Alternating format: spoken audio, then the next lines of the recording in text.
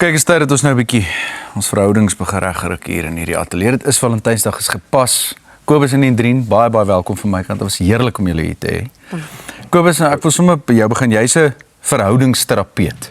Ja. Wat presies is dit en hoe lank is jy al doenig daarmee?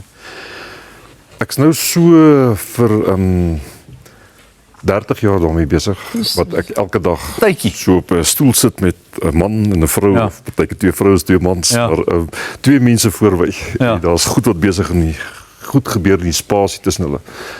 En wat 'n verhoudingsterapeut is dat is om die verhoudingsdinamiek, die verhoudingskwaliteit te help bestuur, want jy kan nie jouself raak sien nie, binnekant jou verhouding nie. So jy het partykeer net 'n oog van buitekant af nodig. Net om te sê, kan jy dit bietjie minder doen, dit bietjie meer doen. Amper soos tennis speel of swem.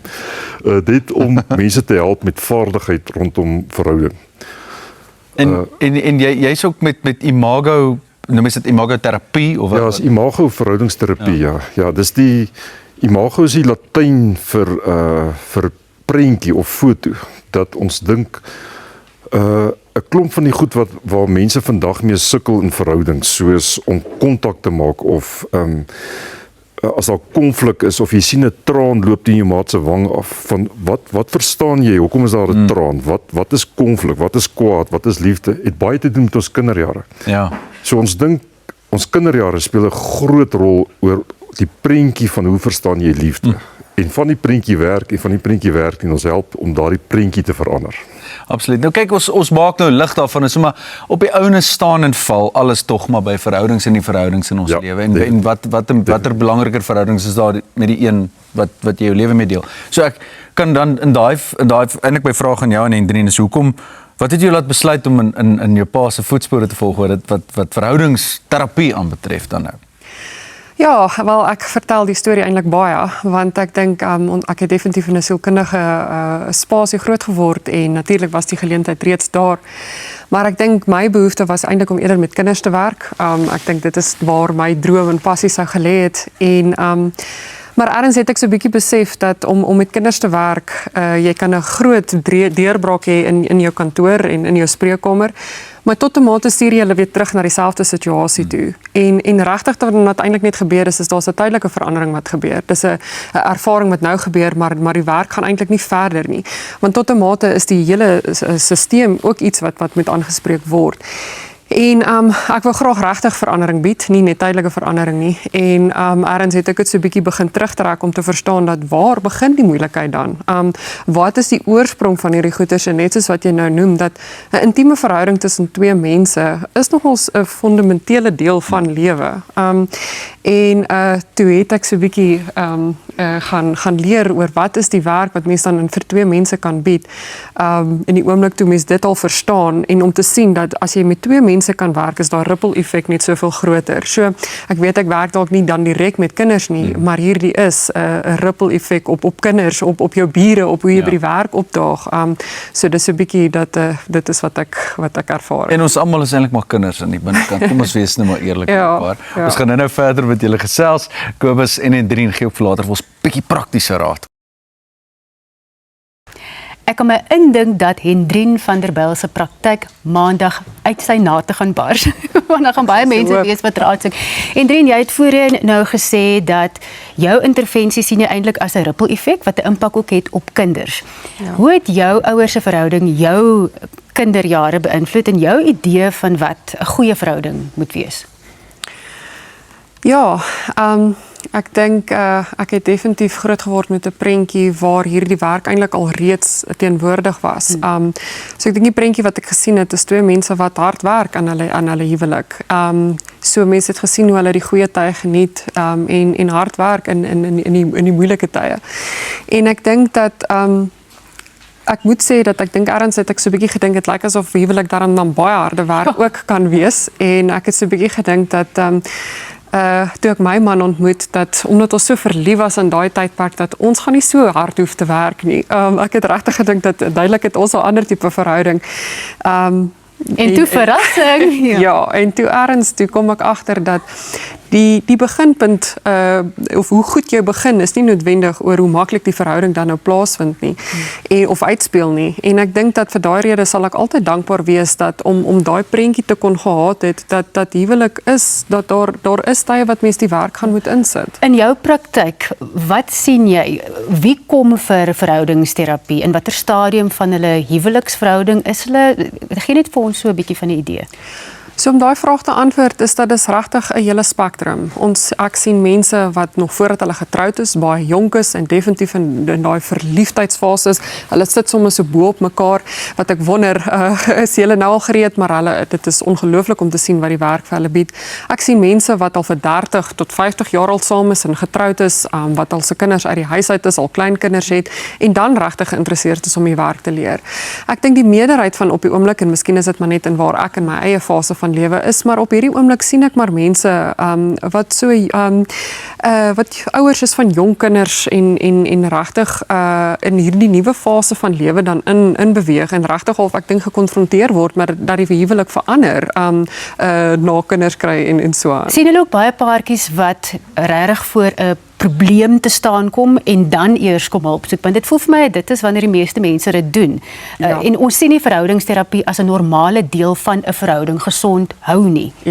Ja, so definitief. Ek dink dat ek sien gewoonlik baie kwaai mense daar by my opdaag. Dit is regtig dat hulle hierdie dan as 'n laaste half uitweg sien om regtig die huwelik te red.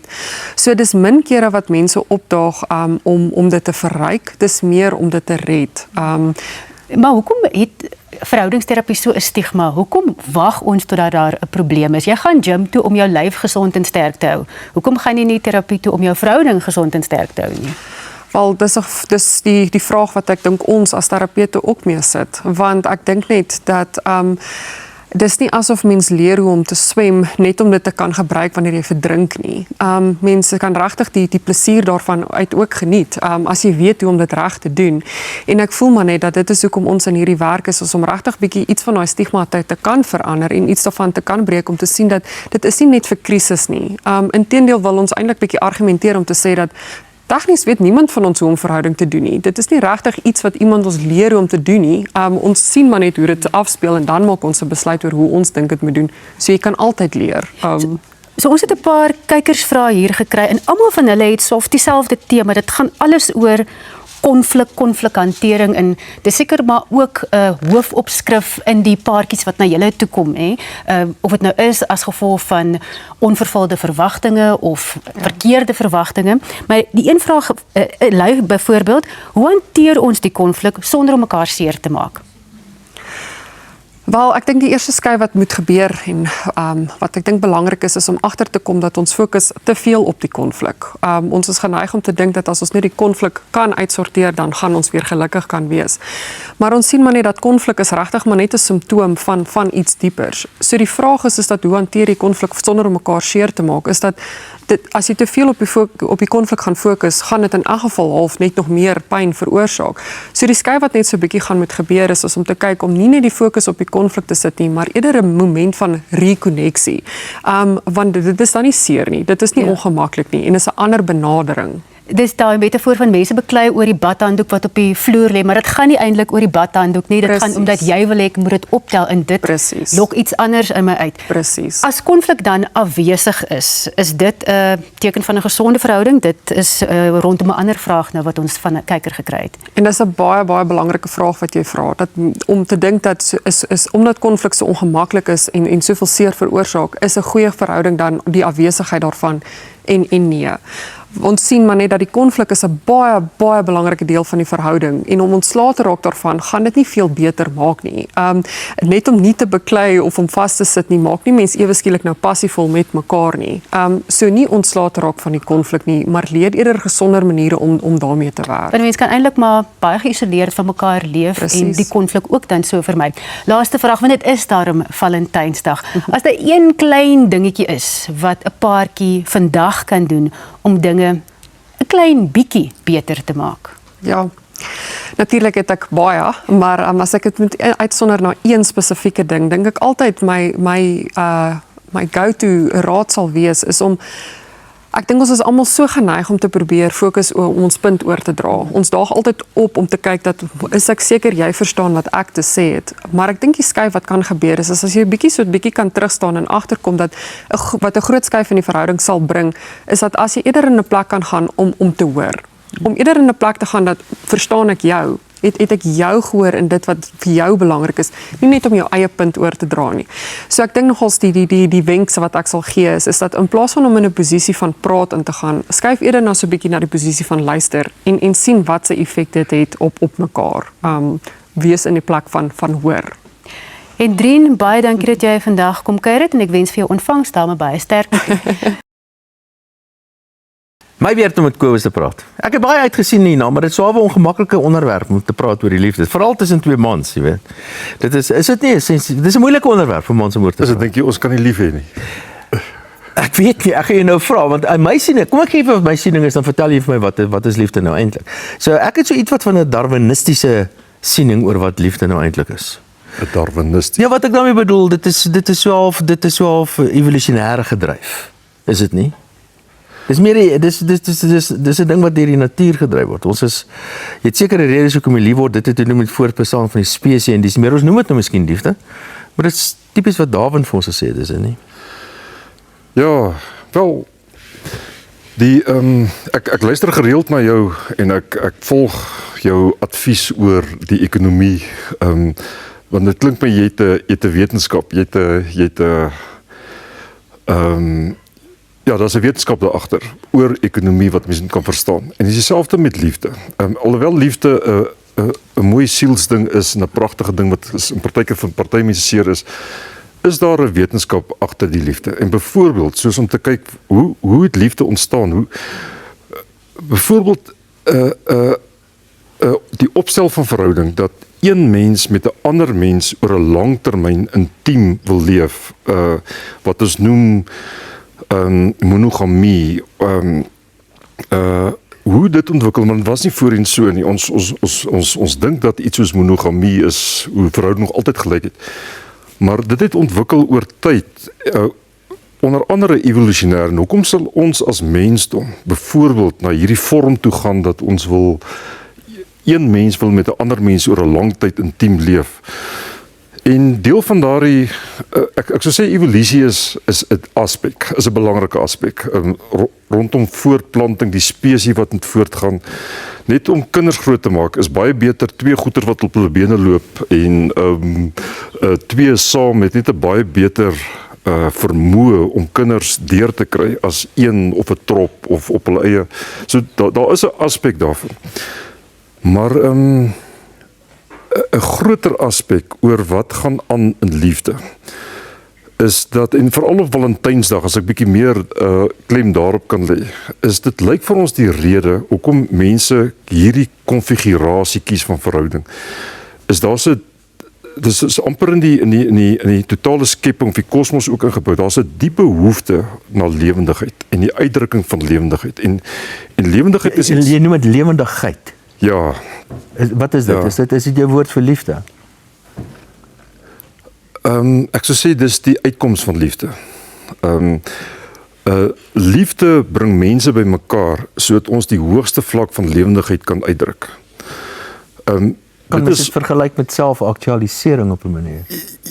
Ja, wel selfaktualisering. Ek verstaan daar's 'n ander aspek daar. Ja, dit sê iets oor jou en dit sê iets oor my, maar waarmee ons nou besig is, wat sê dit van verhouding?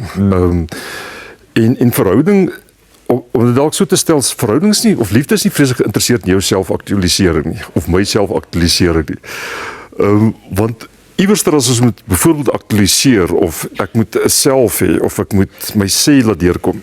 Iewers moet ek hoër wees as jy, terwyl verhouding wil hê dat mense op 'n gelyke vlak bymekaar kom met die hoogste potensiaal vir lewe. So wat jy vir my nou probeer oortuig, as ek nou die opmerking maak dat hierdie is 'n evolusionêre uitkoms, hierdie is wat 'n ding wat ons noem liefde, en dit is eintlik, sê jy dit is nie so nie, dis eintlik iets baie meer, en laat ons hierdie sosiale strukture tot stand gebring het wat dit eintlik nodig maak om saam met 'n enkele persoon vir baie lank saam te lewe. Maar dit skep 'n dilemma.